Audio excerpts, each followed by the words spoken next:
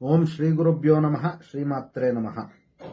ಮಾರ್ಗಶಿರ ಮಾಸದ ಶುಕ್ಲ ಪಕ್ಷದ ಏಕಾದಶಿಯನ್ನ ವೈಕುಂಠ ಏಕಾದಶಿ, ಮೋಕ್ಷದ ಏಕಾದಶಿ ಅಥವಾ ಮುಕ್ಕೋಟಿ ಏಕಾದಶಿ ಅನ್ನುವಂತಹ ಹೆಸರಿನಿಂದ ಕರೀತಕ್ಕಂಥದ್ದು. ಮತ್ತು ಈ ಒಂದು ಪರ್ವಕಾಲದಲ್ಲಿ ಯಾರು ಮಹಾವಿಷ್ಣುವನ್ನ ಅತ್ಯಂತ ಶ್ರದ್ಧೆ ಮತ್ತು ಭಕ್ತಿಯಿಂದ ಆರಾಧನೆ ಮಾಡ್ತಾರೆ ಮತ್ತು ತುಳಸಿ ದಳಗಳಿಂದ ಅರ್ಚಿಸುವುದು ಮತ್ತು ಅತ್ಯಂತ ಭಕ್ತಿಯಿಂದ ವಿಷ್ಣು ದೇವರ ಒಂದು ಆರಾಧನೆ ಮಾಡತಕ್ಕಂಥದ್ದು ಮತ್ತು ವಿಷ್ಣುವಿನ ಒಂದು ದರ್ಶನ ಪಡೆಯೋದ್ರಿಂದ ಅವ್ರಿಗಿರ್ತಕ್ಕಂತಹ ಸಮಸ್ತ ಜಾತಕ ದೋಷಗಳು ಕೂಡ ನಿವೃತ್ತಿಯಾಗುವಂಥದ್ದು ಮತ್ತು ಪಿತೃದೋಷಗಳು ಕೂಡ ನಿವೃತ್ತಿಯಾಗಿ ಅವರು ವಿಶೇಷವಾದಂತಹ ಒಂದು ಭಗವಂತನ ಅನುಗ್ರಹಕ್ಕೆ ಪಾತ್ರರಾಗ್ತಕ್ಕಂಥದ್ದು ಅನ್ನುವಂಥದ್ದು ಅನೇಕ ಶಾಸ್ತ್ರಗಳಲ್ಲಿ ಉಲ್ಲೇಖ ಆಗಿರತಕ್ಕಂಥದ್ದು.